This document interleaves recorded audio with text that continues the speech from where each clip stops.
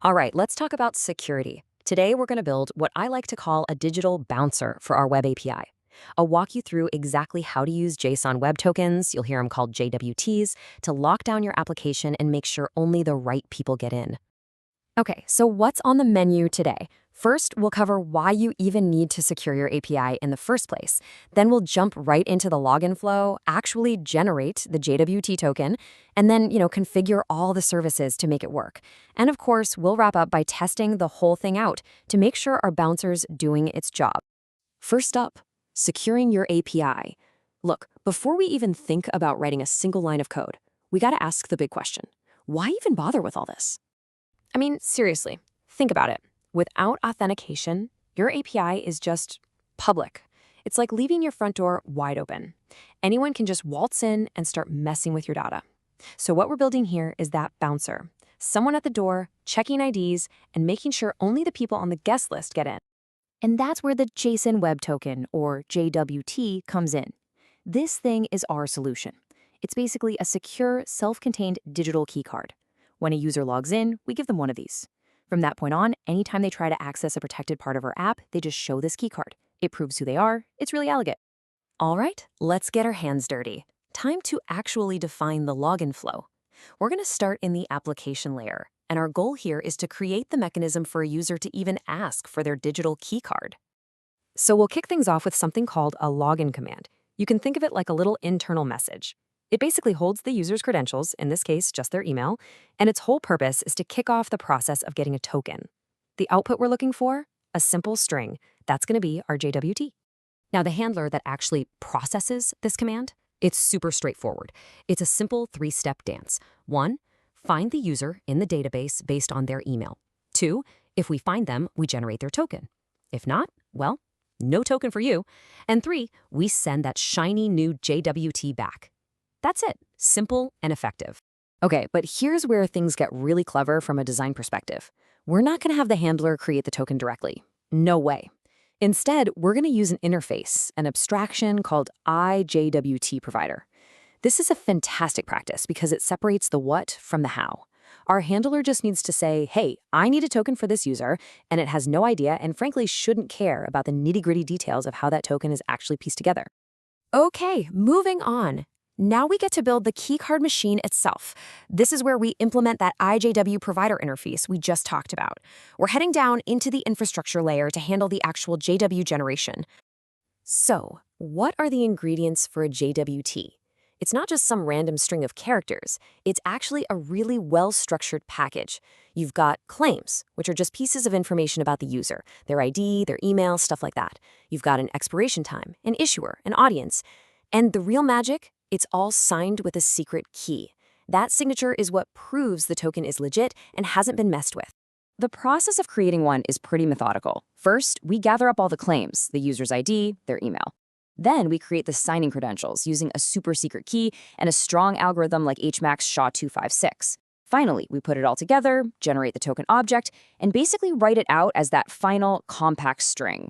Now, I need you to listen to this next part because it is so important. Do not hard code your secrets. Don't put your secret key right there in the code. It's a massive security hole. The right way to do this is with the options pattern. We'll create a simple class, JWT options, to hold our settings, and we'll pull those values from our appsettings.json file. It's clean, it's secure, and it's how the pros do it. All right, we've built all the individual pieces. We've got our command, our handler, our token generator. It's time to wire everything up in our main program.cs file. First things first, in program.cs, we have to add the middleware, just 2 simple lines, app.use authentication and app.use authorization. But, and this is a big but, the order here is absolutely crucial. You must have authentication before authorization. It makes sense if you think about it, right? You have to know who someone is before you can decide what they're allowed to do. Get that order wrong and, well, it's just not going to work. Now, we could just jam all the configuration logic right into program.cs, and a lot of people do. But it gets messy fast. A much cleaner approach, and what I really recommend, is to decouple this logic. We can move it into its own dedicated setup classes. This keeps program.cs nice and tidy, and each class has a single, clear job. It's just good design. So we'll use 2 little helper classes for this. The first one, JW Options Setup, its only job is to bind our settings from the appsettings.json file. Simple. The second one, JW Bearer Options Setup, is a bit more involved. It takes those settings and actually configures the middleware, telling it exactly how to validate any incoming tokens. It's basically teaching our digital bouncer what to look for on the keycard. And just like that, everything's wired up. The system is installed. So you know what that means? It's time to test it out. Let's check the locks and make sure our digital bouncer is actually on the job. And you know what the best part is? Protecting an endpoint is now ridiculously easy. You just slap the @authorized attribute on top of it. That's it. You're done. That one little line puts our bouncer on duty for that specific endpoint. Okay, for the test, step 1. We need a token. So we'll send a post request to our new/login endpoint, passing in a user's email. If that user exists, the API will do its magic and bingo, we get a JWT string back in the response. What's really cool is that this token isn't some black box. You can actually copy that string and paste it into a site like jwt.io, and it'll decode it for you. And look, everything we put in there is visible. The algorithm, the user's ID as the subject, their email, the expiration time, the issuer, it's all there exactly as we configured it. And here it is, the moment of truth. On the left, we make a request to a protected endpoint, but we don't include the token. The result? 401, unauthorized, access denied. The bouncer says, nope, not tonight.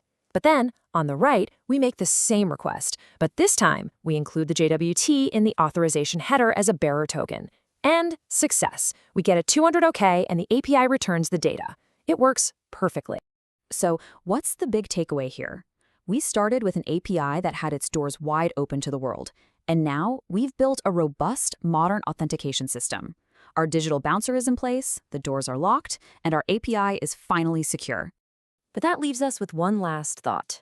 What we've implemented here is authentication. It's all about verifying who someone is. We've locked the front door. But what about what happens inside? What is a specific user allowed to do? Can they read data? Can they delete it? That, my friends, is authorization, and it's the whole next level of securing your application.